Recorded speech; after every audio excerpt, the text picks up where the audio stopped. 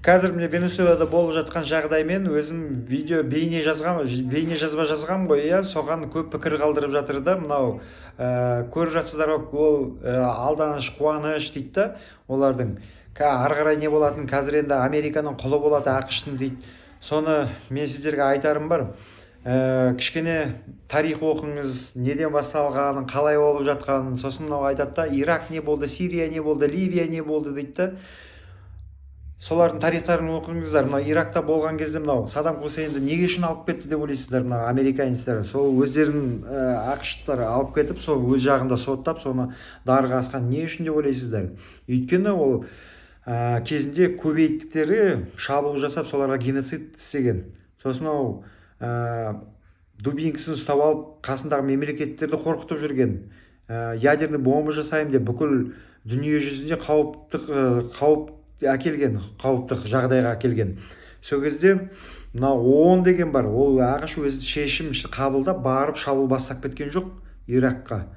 Мынау бүкіл мемлекеттер ООНда дауыс берді. Дауыс берген кезде практически бүкілі дауыс берді мынау Ирактағы Саддам Хусейнді құртуға.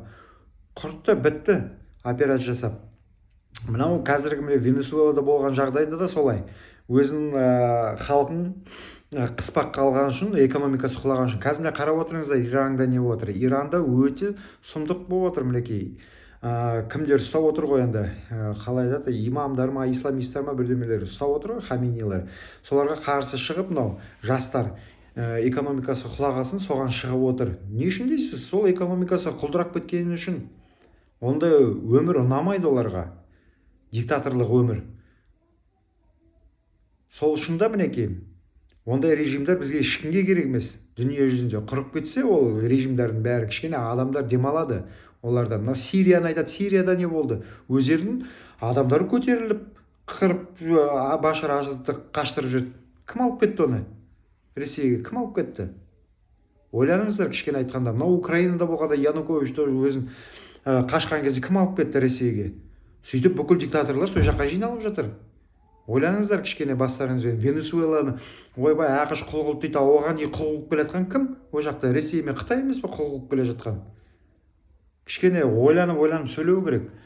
Сөйлегенде ғана емес мәселе, әрине пікірлеріңізді қалдырыңыздар, бірақ кішкене зерттеп айтқан дұрыс болады. Кішкене интернет бәрі қол астында, оқыңыздар, кішкене дамыңыздар, жай